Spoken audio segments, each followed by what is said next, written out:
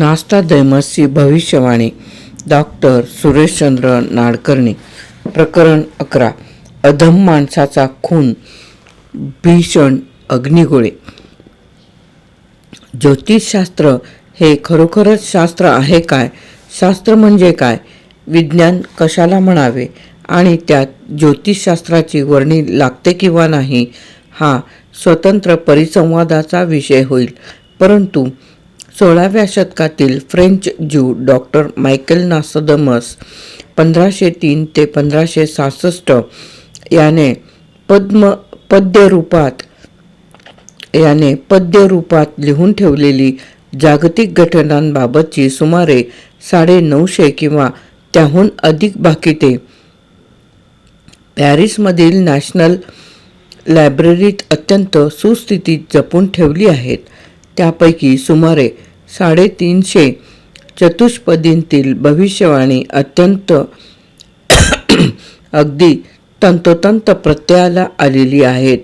हा अनुभव लक्षात घेतला तर यापुढील काळातील घटनांबाबतची नास्तादैमसची भाकिते फारशी चुकणार नाहीत इतपत विधान केले तर वावगे ठरू नये. एका पाठोपाठ एक शेकडो भाकिते त्यातील बारीकसारीक तपशिलांसह प्रत्ययाला येत असताना हा केवळ योगायोग आहे असे म्हणणे कितपत योग्य आहे? हा योग्यायोग्यतेचा भाग बाजूला ठेवला तरी भविष्यात डोकावून पाहण्याच्या नास्तादैमसच्या अतिमानवी शक्तीबाबत विस्मय वाटल्या वाचून राहत नाही. त्याने रचलेल्या सर्व चतुष्पदींचा परामर्श घेणे हा फार मोठा प्रकल्प होईल. म्हणून आता केवळ 20वे शतक आणि त्यानंतरचा कालखंड याबद्दल नास्तादैमसने लिहून ठेवलेल्या ठळक घटनांबाबतच्या चतुष्पदींचाच परामर्श घेतला तरी त्याच्या अलौकिक सामर्थ्याची कल्पना यावी. 20व्या शतकाचा विचार करताना शतकातील सर्वात मोठी आणि ठळक घटना म्हणजे शतकाच्या मध्यावधीत झालेले दुसरे जागतिक महायुद्ध. या महायुद्धाचे प्रवर्तक खलनायक होते इटलीचा सर्वेसर्वा बेनिटो मुसोलिनी आणि जर्मनीचा चान्सलर ॲडॉल्फ हिटलर.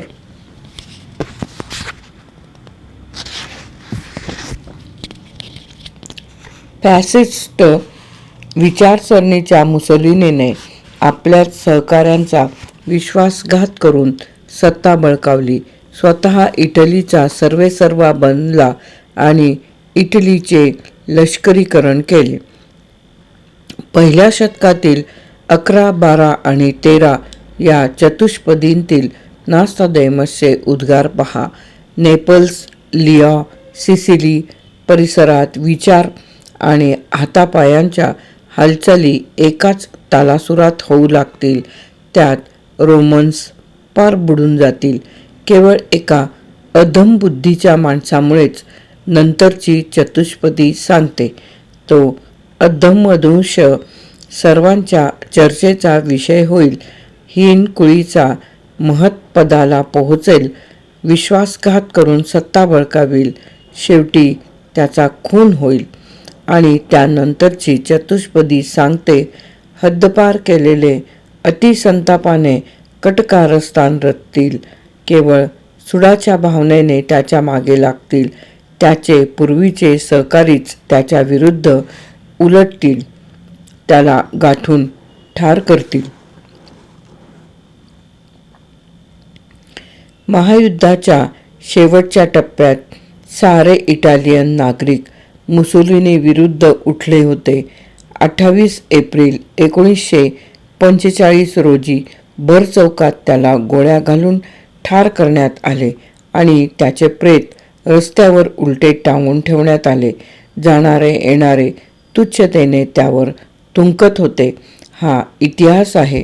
नास्तादैमसच्या चतुष्पदीतील भविष्यवाणीचा हा पडताळा थक्क केल्या वाचून राहत नाही. नास्तादैमसच्या काळात विमानं नव्हती, बॉम्बगोळेही नव्हते. साहजिकच दुसरे महायुद्ध कसे लढले जाईल याची त्याला कल्पना असणे शक्य नाही. परंतु भविष्यात डोकावून पाहण्याची त्याची अतींद्रिय शक्ती विलक्षण होती, यात शंकाच नाही. 5व्या शतकातील 8व्या चतुष्पदीतील बॉम्बचे वर्णन पहा, ज्यात मृत्यू आणि अग्नी लपून बसला आहे असे आकाशातून सोडून दिले जाणारे ते भीषण गोळे अत्यंत भयानक आहेत. रात्री येणाऱ्या काफिल्याने केलेल्या शहरांचा विध्वंस, दगडगोट्यांच्या राशी, सर्वत्र आग लागलेली, शत्रूंचे फाबेल. 6व्या शतकातील 34वी चतुष्पदी क्षेपणास्त्रांचे दृश्य वर्णन करते. आगोकीत जाणारे यंत्र आकाशातून उडत येईल.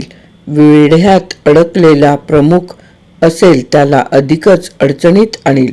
प्रमुखाच्या गोटात बंडखोरी आणि फितुरी, मागे राहिलेल्या लोकांच्या पदरात फक्त निराशा आणि दुःख. मुसोलिनीचे नास्तादेमसचे फक्त वर्णन केले आहे,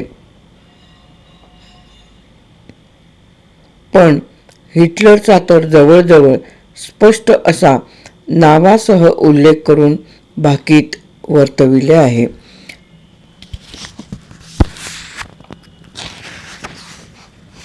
प्रकरण 11 येथे समाप्त. नास्तादेमसची भविष्यवाणी. डॉक्टर सुरेशचंद्र नाडकर्णी.